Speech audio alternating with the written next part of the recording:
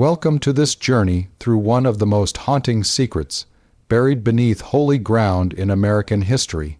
Tell us where you're watching from now, because this story will move you in a way few other accounts can, challenging everything you believe about sanctity, compassion, and the institutions we trust to care for the most vulnerable among us. We're about to delve into a mystery that remained hidden for nearly a century, where 50 souls disappeared from official memory and left a legacy so disturbing that an entire community chose collective amnesia over acknowledgement. This is a story where the line between salvation and condemnation became dangerously blurred, where those seeking refuge found only darkness, and where sacred ground was built upon the unmarked graves of the forgotten. It was the year 1897. The Industrial Revolution was reshaping America at a breakneck pace, cities swelling with immigrants and opportunity, while rural communities struggled to maintain their traditional ways of life. The gap between the wealthy and the destitute had never been wider, and society's approach to poverty, mental illness, and social deviance was entering a particularly cruel chapter. In the mountains of western Pennsylvania, in a valley where coal smoke mixed with morning fog and the sound of mine whistles marked the rhythm of existence, something terrible was about to begin. The township of Blackwood Ridge, a name that would eventually be scrubbed from most official maps, sat in a natural depression between two steep mountainsides.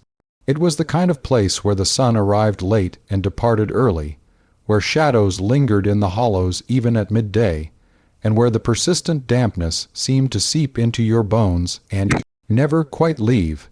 The town itself consisted of perhaps 300 souls, most of them tied to the Blackwood Coal Company in one way or another. Company housing lined the muddy main street, identical gray structures with sagging porches and thin walls that did little to keep out the winter cold. But it wasn't the coal company that brought darkness to this valley. It was the church. More specifically, it was the institution that called itself a church but functioned as something far more sinister, a place where the unwanted were sent, where the inconvenient were hidden, and where the desperate were promised salvation but found only suffering. The Blackwood Ridge Reformatory and House of Spiritual Correction. The name itself was a masterpiece of euphemism, carefully constructed to suggest redemption and moral improvement, while concealing the true nature of what happened within its walls. To understand how this place came to exist, how it claimed its victims, and why its secrets remained buried for so long beneath a modern church's foundation, we must first understand the world that created it. In the late 1800s, American society was grappling with rapid transformation and profound anxiety about social order. The old certainties of rural, agrarian life were giving way to industrial urbanization, mass immigration, and social upheaval. Cities teemed with poor immigrants, rural communities hemorrhaged their young people to factory work, and traditional institutions, family, church, community, seemed to be losing their grip on moral authority. Into this uncertainty stepped a wave of social reformers, some genuinely compassionate, others opportunistic, all convinced they possessed solutions to society's ills. Private reformatories, asylums, and correctional facilities proliferated across the country, often operated by religious organizations with minimal government oversight. These institutions promised to rehabilitate the morally wayward, shelter the mentally ill, and provide for orphans and the destitute. Some delivered on these promises. Others became chambers of horror. The Blackwood Ridge facility fell decisively into the latter category, though it would take decades for anyone to acknowledge this truth. The man who founded it was Reverend Josiah Blackwood, a figure so shrouded in deliberate mythology that separating fact from careful fiction remains difficult even now. What we know for certain is this: he arrived in the valley in 1895, a tall, severe man in his early 50s with penetrating gray eyes and a voice that could fill a room without effort. He claimed to have studied theology in Boston, to have served missions in the Western Territories, to have witnessed firsthand the redemptive power of strict discipline combined with spiritual instruction. He purchased 40 acres on the eastern slope of the valley, land that had been considered undesirable due to its steep grade and the network of abandoned mine shafts that honeycombed the hillside beneath. The price was low. The isolation was perfect. Within 6 months, Reverend Blackwood had constructed his facility, a massive three-story structure built of dark stone quarried from the surrounding mountains. The architecture was deliberately oppressive. Narrow windows set high in thick walls, a single imposing entrance flanked by pillars that seemed designed to make visitors feel small, and a bell tower that rose like an accusing finger toward the perpetually gray sky. But the building itself was only the beginning. Beneath it, Reverend Blackwood had his workers excavate extensively, creating a network of basement rooms and sub-basements that reached deep into the hillside. These lower levels, he explained to the county authorities when seeking building permits, would provide storage and workspaces where residents could learn useful trades in a controlled environment. The truth was far darker. The county records from 1896 show that the Blackwood Ridge Reformatory and House of Spiritual Correction officially opened its doors on October 15th of that year. Its stated purpose was to provide residential care and moral instruction for 3 categories of individuals: wayward young women whose families could no longer control them, adults suffering from mental disturbances who required spiritual counseling, and indigent elderly persons who had nowhere else to go. The cost of residence was surprisingly affordable, just $15 per month, payable by the family or, in cases of complete destitution, subsidized through private donations that Reverend Blackwood claimed to have secured from wealthy benefactors in Pittsburgh and Philadelphia. It seemed, on the surface, like a godsend for struggling families in the region.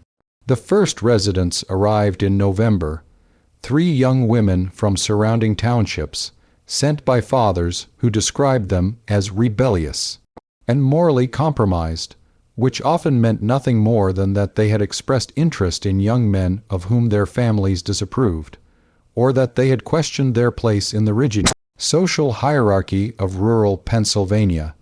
2 elderly men who could no longer work and had exhausted their family's ability to care for them. 1 middle-aged woman whose family described her as suffering from nervous hysteria. A diagnosis applied to women for infractions ranging from genuine mental illness to simple assertiveness. They entered through those imposing doors with whatever possessions they could carry, watched by Reverend Blackwood and his small staff of attendants, grim-faced men and women who said little and smiled less. None of them would ever leave alive, but of course, no one knew that yet. In those early months, the facility maintained a careful facade of legitimacy.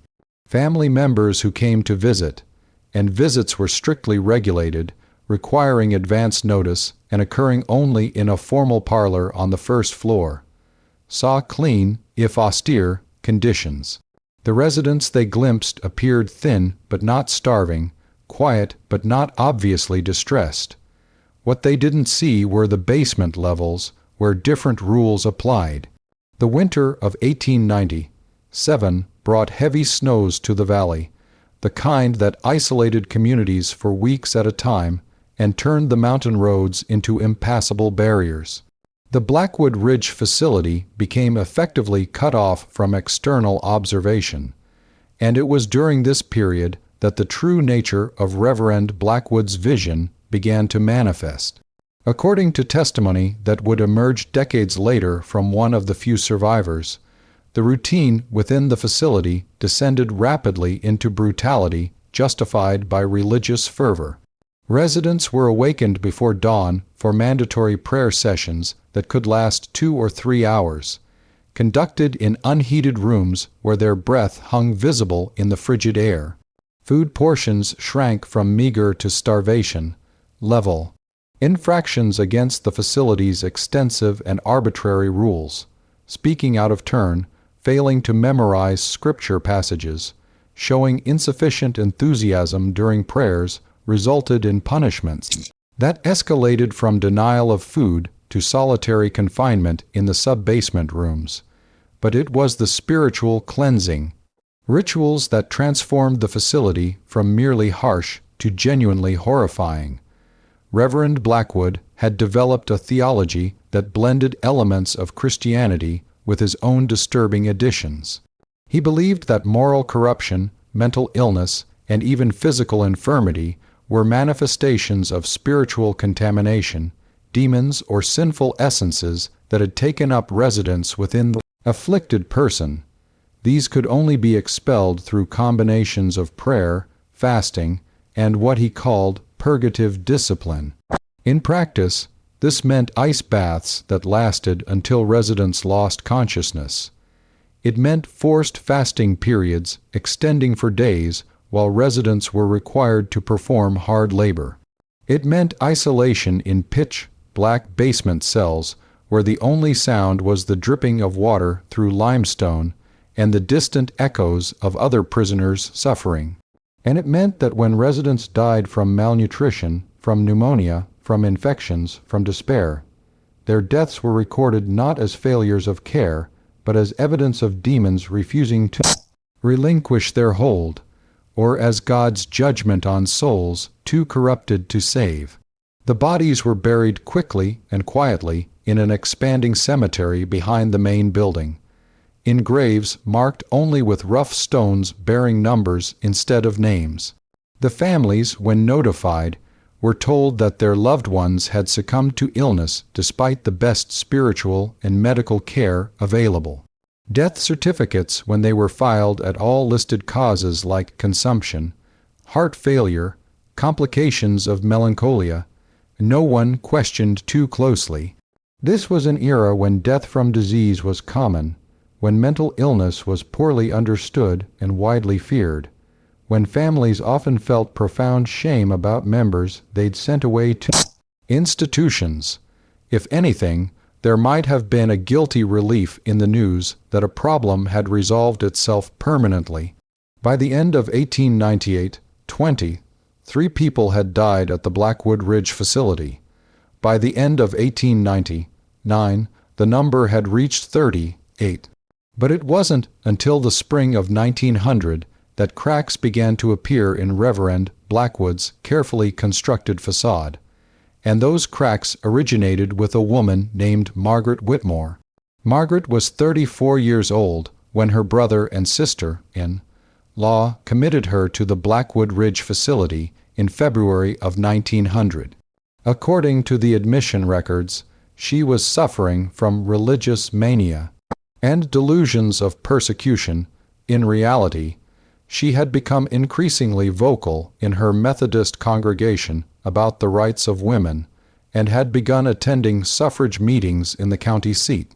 Behavior her family found mortally embarrassing and potentially threatening to her brother's standing in the community. But Margaret was different from most of Reverend Blackwood's victims in one crucial way. She was literate, intelligent, and before her commitment had worked as a schoolteacher. She understood that what was happening at the facility was not spiritual correction, but systematic abuse. And she possessed the cunning to hide her observations, to appear compliant while secretly documenting everything she witnessed.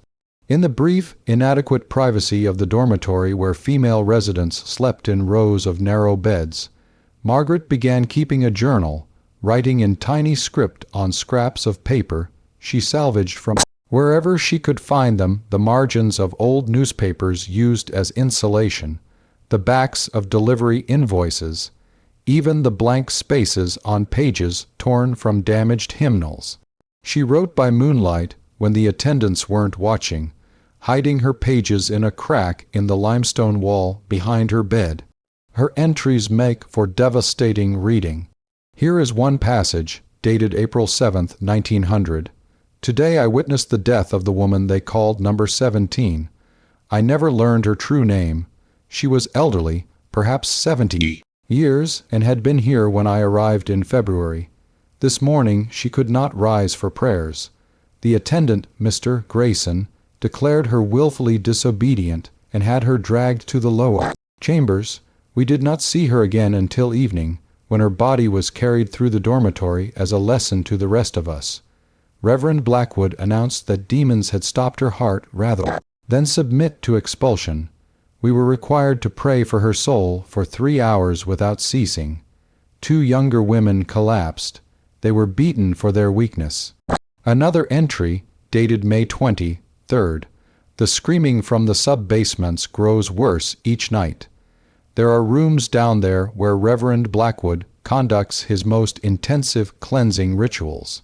Those who are taken below rarely return, and those who do are changed broken in some fundamental way. I have resolved that I must escape this place or die trying, for I now understand that there is no benign outcome to residence here. Margaret's opportunity came in early June, during a thunderstorm that knocked out the facility's new electric lighting system and created confusion among the staff. Using the chaos as cover, she managed to slip out through a kitchen door and flee into the forest surrounding the facility. Soaked, barefoot, half-starved, and clutching the collection of paper scraps that constituted her journal, Margaret made her way down the mountainside through the darkness and rain. It took her 8 hours to reach the nearest town, a coal mining settlement called Hopewell Creek. By the time she staggered into the sheriff's office at dawn, her feet were bleeding, her prison gray dress was torn and muddy, and she was nearly incoherent with exhaustion and trauma. But she had her documentation, she had her testimony, and she had the desperate determination of someone who had seen hell and barely escaped it. Sheriff Thomas Hartley was 52 years old, a veteran of local law enforcement who had seen enough of human nature to be difficult to shock. But Margaret Whitmore's account, supported by her meticulously kept notes, disturbed him profoundly.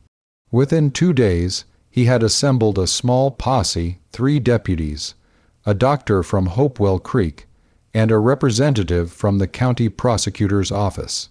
On June 12, 1900, they arrived at the Blackwood Ridge facility without advance warning, armed with a warrant to inspect the premises and interview residents. What they found exceeded even Margaret Whitmore's descriptions. The main floor showed evidence of the harsh conditions she'd described: cramped dormitories with insufficient bedding, a dining hall with portions that would have been inadequate for children, let alone adults performing hard labor. But it was when they descended to the basement levels that the true horror revealed itself. Dr. Samuel Brennan, the physician accompanying the inspection team, filed a formal report that was entered into county records. His description is clinical but damning. The sub-basement areas consist of at least 12 individual chambers of varying size, none equipped with adequate ventilation, heating, or sanitary facilities. Several contain restraining devices of a nature I have only previously encountered in the most barbaric accounts of medieval imprisonment. The dampness is profound, the darkness near absolute, and the cold sufficient to pose serious health risks even in summer months. In one such chamber, we discovered 3 residents in a state of severe physical deterioration. All 3 were emaciated to a degree indicating prolonged starvation. One appeared to have developed pneumonia, one showed signs of what I believe to be typhus, and the third was semi-conscious and unresponsive to stimuli. All 3 have since been removed to proper medical facilities, though I hold limited hope for their recovery given the duration and severity of their neglect. The sheriff's report was equally stark. He documented finding 21 residents in total still living at the facility, all in various states of malnutrition and illness. He noted the cemetery behind the building, where he counted 47 crude grave markers, most bearing only numbers, and he detailed finding Reverend Blackwood in his private chambers on the 3rd floor, rooms that stood in shocking contrast to the rest of the facility, furnished with expensive furniture, well stocked with food and wine, heated by a modern furnace system that apparently served only that section of the building. Reverend Blackwood was arrested on June 12th and taken to the county jail to await trial. But the story was far from over. In fact, in many ways, it was just beginning. The immediate aftermath of the raid on Blackwood Ridge facility created a sensation in the regional press. Newspapers in Pittsburgh, Harrisburg, and even as far as Philadelphia ran sensational headlines. House of Horror discovered in mountain facility, Reverend of Death arrested, torture chamber disguised as reformatory. The surviving residents, those 21 souls who had lived through the nightmare, were distributed among various hospitals, poorhouses, and family members willing to take them back. 3 died within weeks of their liberation, their bodies too damaged by prolonged starvation and illness to recover. Rest carried physical and psychological scars that would mark them for the remainder of their lives. Margaret Whitmore, the woman whose courage and documentation had triggered the investigation, became briefly famous. Newspapers interviewed her, reform organizations invited her to speak at rallies, and women's suffrage groups held her up as an example of why women needed greater legal protections and civil rights. But the attention proved overwhelming for someone who had endured such trauma.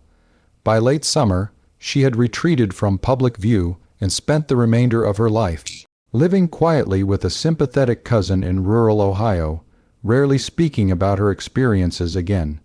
Meanwhile, preparations began for what promised to be one of the most sensational trials in Pennsylvania history. The prosecution faced several challenges.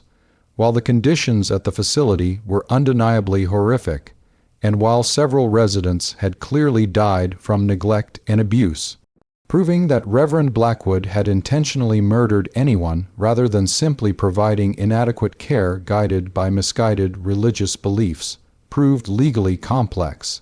Additionally, many of the victims were dead and buried, with minimal documentation of their deaths.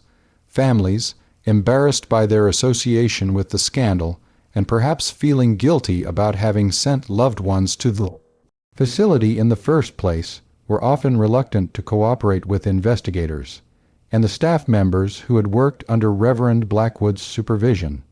Those grim attendants and assistants who had carried out his orders had scattered to the winds after his arrest, many disappearing into the vastness of America's western territories, where they could reinvent themselves beyond the reach of Pennsylvania law. The trial finally began on October 2, 1900, in the county courthouse, an imposing brick building that had stood for 50 years and witnessed countless cases, but none quite like this. The prosecution was led by District Attorney William Thornton, a methodical lawyer known for building cases brick by brick through careful accumulation of evidence. His strategy was straightforward: demonstrate through testimony and physical evidence that the conditions at the Blackwood Ridge facility were so severe, so obviously life-threatening, that Reverend Blackwood must have known they would result in deaths, and thus his actions constituted at minimum manslaughter, if not outright murder. The defense was handled by a team of lawyers from Pittsburgh, hired through donations from religious conservatives who saw the case as an attack on faith-based institutions and religious freedom. Their strategy was equally clear: portray Reverend Blackwood as a devout, if perhaps overly zealous, minister who genuinely believed he was helping lost souls, and who could not have foreseen that his methods would prove fatal to residents whose health was already compromised before their admission. The trial lasted 3 weeks and drew spectators from across the state. People lined up hours before the courthouse opened each day, hoping for one of the limited public seats. Newspaper reporters filled the press section, sending telegraph dispatches after each session. The testimony was devastating. Dr. Brennan took the stand and described in meticulous detail the physical condition of the survivors, the inadequate nutrition, the disease-breeding conditions of the basement chambers. When the prosecution asked him directly whether, in his medical opinion, the conditions at the facility would inevitably result in death for vulnerable residents, he answered without hesitation, "Absolutely." The question was not whether residents would die, but how many and how quickly. Sheriff Hartley testified about the scene his team had encountered during the raid, about the contrast between Reverend Blackwood's comfortable quarters and the suffering occurring in the floors below. He presented Margaret Whitmore's journal scraps as evidence, each page protected now in a folder, her tiny handwriting documenting a catalog of cruelty. Several surviving residents were called to testify, though their accounts were sometimes confused or fragmentary. Trauma and malnutrition had affected their memories, and some struggled to speak coherently about what they'd endured. One woman, identified in court records only as Miss K, broke down completely on the stand when asked to describe the death of another resident and could not continue her testimony. But perhaps the most damning evidence came from the exhumation of the graves behind the facility. County officials, at the prosecution's request, had ordered the exhumation of several bodies from the facility's cemetery. The process, conducted over several weeks during the late summer, had been grim work. The graves were shallow, the bodies hastily buried, and the condition of the remains told their own terrible story. The coroner who examined the exhumed remains testified that of the 8 bodies he examined, all showed signs of severe malnutrition. Several showed evidence of broken bones that had never been properly set. One showed signs of what he believed to be prolonged exposure to cold water, consistent with the ice bath treatments described by witnesses. Another showed evidence of infection that would have required medical treatment, but clearly had received none. When the prosecution introduced photographs of these remains into evidence, several jury members visibly recoiled. The images were not shown to the public. Newspapers described them only as disturbing and graphic, but they had their intended effect on the 12 men who would decide Reverend Blackwood's fate. The defense attempted to counter this evidence by calling character witnesses who testified to Reverend Blackwood's reputation as a devout and learned man. They called theological experts who testified about the long tradition within various Christian denominations of strict discipline and corporal punishment as tools for moral improvement. They emphasized that all residents or their families had signed consent forms authorizing the facility to use whatever methods it deemed necessary for spiritual correction, and they called Reverend Blackwood himself to testify. This proved to be a critical mistake. On the stand, Reverend Blackwood showed no remorse, no acknowledgement that his methods might have been flawed. Instead, he delivered lengthy speeches about spiritual warfare, about the reality of demonic possession, about the need for society to take a harder line against moral corruption. When the prosecution asked him directly whether he believed the deaths at his facility were justified, he responded that they were regrettable but inevitable casualties in the eternal battle for human souls. When asked about the stark contrast between his comfortable living quarters and the suffering of the residents in the basement chambers, he responded that leaders must maintain their strength in order to effectively guide others, and that his comfort was necessary for sustained spiritual work of such intensity. The jury deliberated for 6 hours. On October 24, 1900, they returned a verdict, guilty on 47 counts of manslaughter. The judge, in sentencing, noted that while he could not legally find the defendant guilty of first-degree murder given the specific circumstances and laws of the time, he could, and would, impose the maximum possible sentence for manslaughter. Reverend Josiah Blackwood was sentenced to life imprisonment at the state penitentiary. The courtroom erupted in applause, quickly gavelled down by the judge. Reverend Blackwood showed no emotion as he was led away in shackles. He would die in prison 13 years later, in 1913, of heart failure, still maintaining to anyone who would listen that he had been persecuted for doing God's work.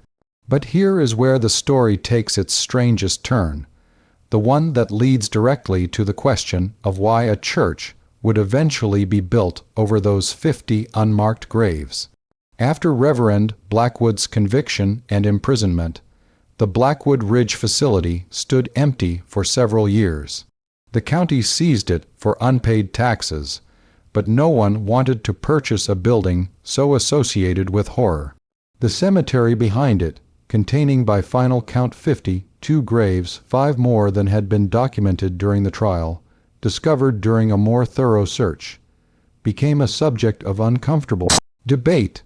Several reform organizations advocated for proper identification of all the dead and reburial in marked graves in legitimate cemeteries. But this would require extensive investigation, exhumation of all 52 bodies, attempts to notify families, and significant expense. The county government, embarrassed by the scandal and eager to move past it, took a different approach: collective amnesia. In 1903, a petition signed by 40 prominent citizens of Blackwood Ridge and surrounding townships requested that the county simply close the matter. The petition argued that further investigation would only prolong suffering for families affected by the tragedy, that dredging up the past served no useful purpose, and that the best course of action was to let the dead rest in peace and allow the community to heal. The county commissioners agreed. The facility building was demolished in 1904. All records related to the trial and the facility testimony, evidence, even the newspaper clippings were archived in the county courthouse basement, effectively buried in bureaucratic obscurity. The cemetery itself was left unmarked, the rough stones removed, the ground leveled, and fast-growing grass seed planted. Within 5 years, you could walk past the site and never know that anything had happened there. The forest was already beginning to reclaim the clearing where the building had stood. For 2 decades, the site remained empty, gradually fading from community memory. Those who remembered the scandal grew older, died, or moved away. New generations arrived who knew nothing of what had transpired there. The valley itself, like so many rural Pennsylvania communities, depopulated as coal mining declined and young people left for cities and industrial centers. Then, in 1924, something remarkable happened. A religious organization called the Brotherhood of the New Covenant, a small Protestant denomination that emphasized community service and redemption, began looking for land in western Pennsylvania to establish a new church. They were particularly interested in economically depressed areas where they felt their mission could have the greatest impact. A local real estate agent, either unaware of the site's history or choosing not to mention it, showed them the cleared land on the eastern slope above Blackwood Ridge.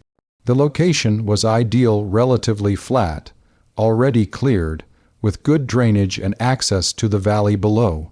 The price was absurdly low. The Brotherhood purchased the land in March of 1924. Construction of their new church began that summer. It wasn't until the excavation for the foundation that workers discovered bones. The construction crew, confused and alarmed, reported their findings to the church leadership, who immediately halted work and notified local authorities.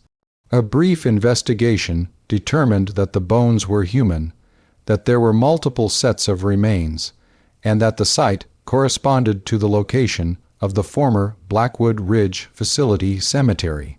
This should have been a scandal. This should have triggered renewed investigation, proper identification and reburial of the remains, and public acknowledgement of what had been deliberately forgotten. Instead, something very different happened. The Brotherhood of the New Covenant leadership, in consultation with county officials and local clergy from other denominations, made a decision that would remain secret for more than 70 years. The official explanation given to the public was that the remains were from an old, forgotten cemetery dating back to the early mining days of the valley, when proper record-keeping was rigorous. This wasn't entirely false. There were other old, unmarked cemeteries scattered throughout the region from the 19th century. But it was a lie by omission. What actually happened was this. Church leaders and county officials quietly acknowledged among themselves what the bones represented: the victims of the Blackwood Ridge facility, and they made a collective decision that the most respectful course of action, given the circumstances, was to proceed with building the church directly over the graves, effectively creating a permanent memorial and protecting the site from any future disturbance. The logic, as documented in private letters that would emerge decades later, went something like this. The victims had suffered tremendously in life. Their deaths had been marked by shame and obscurity. Exhuming them again, attempting to identify them, notifying families who might not want to be reminded of their association with the scandal. All of this would constitute further violation. Better to let them rest undisturbed, under the protection of holy ground, where prayers would be said over them every week, even if no one knew exactly who they were. It was rationalization disguised as compassion. It was expedience dressed up as ethics, but it was also, in a strange and troubling way, sincere. The Brotherhood of the New Covenant did genuinely intend to honor the dead, even if they did so through secrecy rather than public acknowledgement. Construction resumed. The foundation was poured directly over the grave sites. The church was completed in November of 1924, a modest wooden structure with a simple steeple, painted white with dark green trim. A small brass plaque near the entrance read, "This house of worship is dedicated to the redemption of lost souls and the healing of old wounds." For the next 73 years, the Church of the New Covenant served the dwindling community of Blackwood Ridge and surrounding areas. Congregations were never large 20 or 30 people on a good Sunday, but the church endured through the Depression, through World War II, through the long decline of Pennsylvania coal country. Generations of families baptized their children there, held funerals there, found such comfort as they could in its pews. And beneath the floorboards, unknown to virtually everyone who passed through those doors, lay 52 souls who had died in torment and been buried in shame. The secret held until 1997. The Church of the New Covenant had fallen into disrepair by the mid-1990s. The congregation had shrunk to fewer than a dozen regular attendees, all elderly. The building needed extensive renovation, new roof, foundation repairs, updated electrical systems. The small denomination that owned the property couldn't afford the work and made the difficult decision to sell. During the pre-sale property inspection, structural engineers discovered troubling issues with the foundation. It would need to be extensively excavated and rebuilt. The estimated cost exceeded the property's value. The engineers recommended demolition. It was during the demolition process that the bones were rediscovered. This time, the response was very different.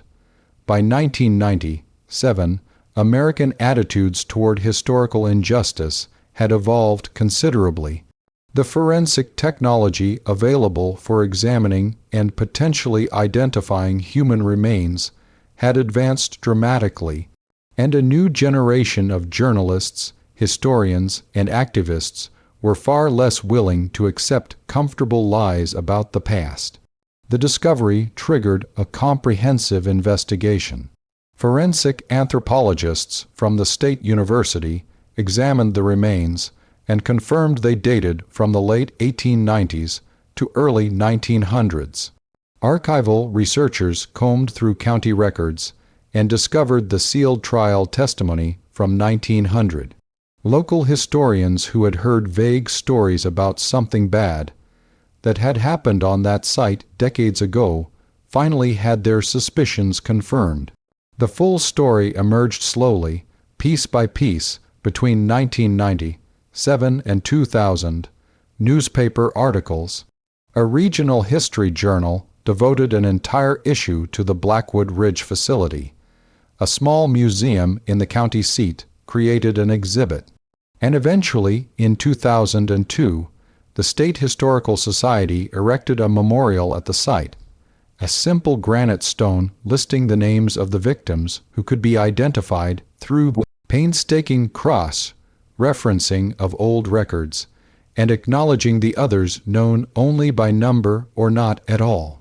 The memorial's inscription reads, "In memory of at least 52 souls who died at the Blackwood Ridge Reformatory and House of Spiritual Correction, 1896 to 1900. They were sent here seeking help or by families who knew no better. They found only suffering. They died forgotten and were buried in shame. They rest here now as a testament to what happens when righteousness becomes cruelty, when faith becomes fanaticism, and when society turns away from its most vulnerable members. Today, the site where the church once stood is a small memorial park. Trees shade the granite marker. In spring, wildflowers bloom among the grass. On quiet days, when the wind moves through the valley, the only sounds are birdsong and the distant echo of the creek that still runs down the mountainside. The story of the Blackwood Ridge facility remains a disturbing reminder that institutions cloaked in moral authority can commit profound evil, that the vulnerable will always be at risk when society chooses convenience over justice, and that the line between care and cruelty, between salvation and damnation, can become dangerously blurred when no one is watching closely enough. But questions remain, as they always do in stories like this. How many other forgotten institutions existed in that era? How many unmarked graves lie beneath other buildings, other churches, other parks? How many families carried guilt and shame for generations about relatives they sent away, never quite knowing or wanting to know what became of them? And perhaps most haunting, how many victims of the Blackwood Ridge facility died believing they deserved their suffering, that their punishment was justified, that God Himself had abandoned them to their fate? We'll never know the answers to these questions. The dead keep their silences. The documents are incomplete. The witnesses are gone. To this day, people who visit the memorial report strange phenomena, sudden cold spots on warm days, the sensation of being watched, the faint sound of singing that seems to come from nowhere. Whether these accounts represent genuine supernatural events, or simply the psychological weight of knowing what happened in that place, is impossible to say. What we can say with certainty is this: 52 people entered the Blackwood Ridge facility hoping for help, or sent there by families who claimed to act in their best interest. 52 people died there in conditions of neglect and deliberate cruelty, and for nearly a century they were buried twice, once in the ground and once in collective amnesia. The church that was built over their graves, whether intended as memorial or cover-up, stood for 73 years as an unwitting monument to society's capacity for both faith and failure, redemption and repression, prayer and profound injustice. If this journey through one of history's darker chapters has resonated with you, if you find yourself pondering the uncomfortable questions it raises about authority, about institutions we trust, about the treatment of the vulnerable and the convenient amnesia that follows atrocity, then consider subscribing to the Untold Hour. There are many more stories waiting to be told, buried truths that deserve examination and victims whose names deserve remembrance. Leave a like if this account provoked reflections that go beyond mere entertainment, and comment sharing your thoughts on how we can ensure such horrors are never repeated, never forgotten, and never rationalized away in the name of expediency. Until next time, remember, the past is never truly buried. It waits beneath the surface, patient as stone, ready to speak to those willing to listen.